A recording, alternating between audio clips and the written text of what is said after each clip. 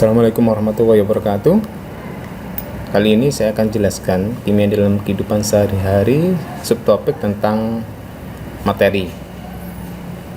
Jadi ilmu ini pernah diajarkan di SMP, gitu ya. Jadi kita akan bahas tentang suatu materi. Jadi materi itu adalah segala sesuatu yang memiliki massa dan menempati ruang. Jadi semua yang ada di sekitar kita itu sebenarnya adalah materi, karena mereka adalah menempati massa, karena mereka memiliki massa dan menempati ruang. Udara, air, kemudian buku, semuanya adalah materi. Nah, kita masuk ke sifat materi.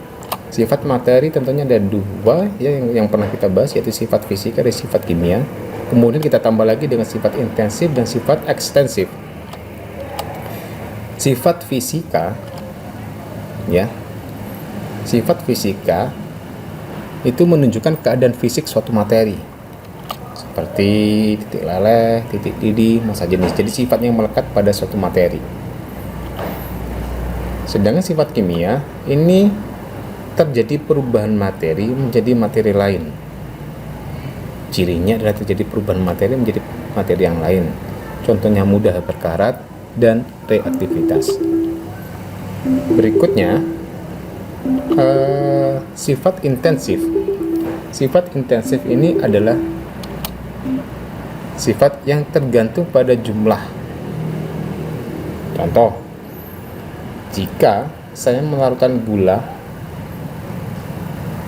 5 gram, saya masukkan di dalam air 1 liter, itu titik didihnya beda jika saya masukkan gula 1 kg ke dalam 1 liter. Jadi sifat yang tergantung pada jumlah. Contohnya massa dan volume.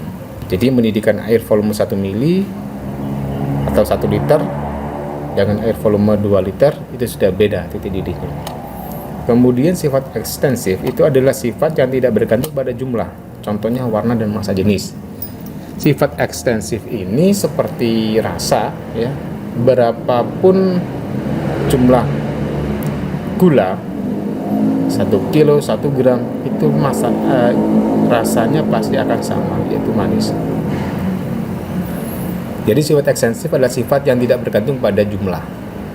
Contohnya gula yang meskipun jumlahnya sedikit ataupun jumlahnya banyak, rasanya pasti sama, yaitu rasanya adalah manis. Nah, perubahan fisika adalah perubahan yang tidak menghasilkan materi baru. Contohnya ini ya, yang sering umum.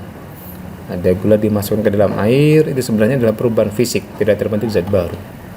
Es mencair juga seperti contoh perubahan fisika.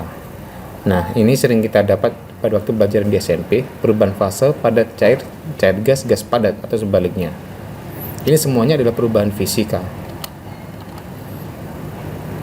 Berikutnya adalah perubahan kimia.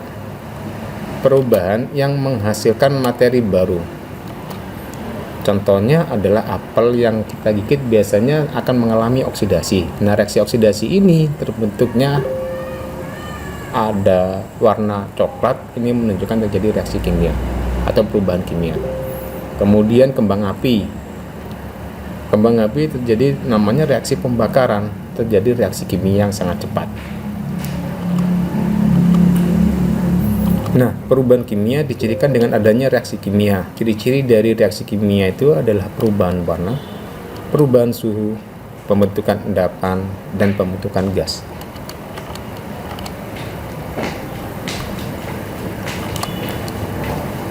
Penggolongan materi. Materi dibagi menjadi zat tunggal, campuran, unsur senyawa, kemudian campuran ada homogen sama heterogen. Di antara campuran itu ada yang namanya koloid. Unsur terbagi menjadi logam dan non-logam, di tengah-tengah ada yang namanya metaloid. Itu penggolongan materi. Kemudian ada pembagi lagi, ada zat tunggal yang terdiri dari satu jenis materi seperti unsur. Ada lagi gabungan dari beberapa unsur namanya senyawa yang saling berikatan satu sama lain. Kemudian partikel senyawa. Partikel senyawa ini tentunya gabungan dari beberapa unsur atau atom seperti air, karbon dioksida, garam. Kemudian partikel unsur satu sama lain tidak saling berikatan, kecuali di ini ada yang namanya molekul unsur. Jadi atom yang sama berikatan namanya molekul unsur. Contohnya gas helium, atom logam, dan molekul-molekul oksigen. Kemudian terakhir adalah campuran. Itu terdiri dari dua jenis lebih atau materi. Disebut sebagai larutan jika campurannya itu antara zat terlarut sama pelarutnya tidak dapat dibedakan. Contohnya gula dimasukkan ke dalam air, diaduk, tidak bisa dibedakan antara gula sama air. Kemudian suspensi, contohnya adalah campuran hidrogen. Tanah, pasir dimasukkan ke dalam air. Kita masih bisa bedakan mana pasir, mana air. Kemudian di antara keduanya ini ada yang namanya koloid. Jadi campuran yang keadaan larutannya itu secara makroskopis tidak bisa dibedakan, tapi secara mikroskopis dapat dibedakan. Contohnya milk, susu dimasukkan dalam air, diaduk, kita nggak bisa membedakan mana air mana itu. Tapi secara mikroskopik kita bisa bedakan dengan menggunakan mikroskop ultra. Kira cukup itu dari saya. Assalamualaikum warahmatullahi wabarakatuh.